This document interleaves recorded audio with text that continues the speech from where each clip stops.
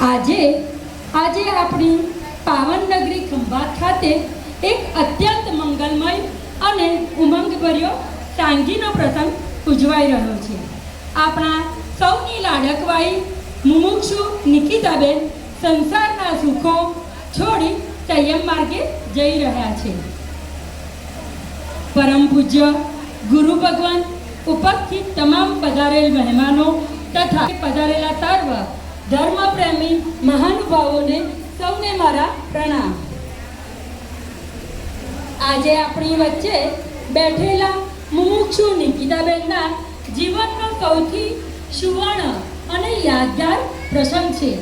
સંસારના ભૌતિક સુખો જે આપણને ક્ષણિક આનંદ આપે છે તેનો સ્વેચ્છાએ ત્યાગ કરી હવે તેઓ પ્રભુ મહાવીરના બતાવેલા પરમ પવિત્ર સંયમ માર્ગ પર આગળ વધી રહ્યા છે.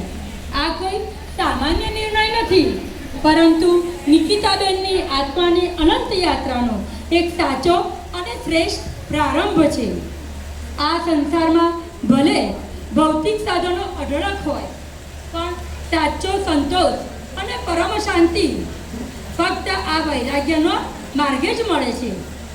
પૂજ્ય અભય પ્રજ્ઞા શ્રીજી અને તેમના શિષ્ય વિસ્તૃતમાલા શ્રીજીના પાવન નિશ્રા દીર્ઘ દ્રષ્ટિ અને કૃપાથી નિકિતાબેનને સાચી દિશા મળી છે, જે આત્માને પરમાત્મા તરફ લઈ જાય છે. ગુરુદેવના જ્ઞાન અને માર્ગદર્શન હેઠળ નિકિતાબેન પોતાના જીવનને સંયમના રંગે રંગવા જઈ રહ્યા છે. આજથી 10 વર્ષ પહેલા નિકિતાબેનને દીક્ષાનો ભાવ થયો હતો, પરંતુ કોઈ કારણસર તેમને દીક્ષાની રજા મળી નહોતી અને આજે તેમનું દીક્ષા લેવાનું સપનું સફળ થયું છે અને તેઓ જે દ્વિતીય જેઠ વદ બારસ 11 જુલાઈના દિવસે તેમની દીક્ષા ગ્રહણ થશે. આજે જ્યારે નિકિતાબેન આવા કપરા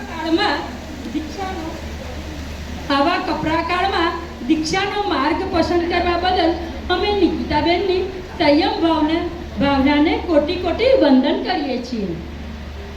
સાથે તેમના માતા પિતાને યાદ કરીને અને તેમના પરિવારજનોને પણ ખૂબ ખૂબ અનુમોદના કરીએ છીએ, જેમણે દીક્ષા લેવા માટે રજા આપીને પ્રભુના માર્ગે વળાવવા માટે હિંમત અને આશીર્વાદ આપ્યા છે.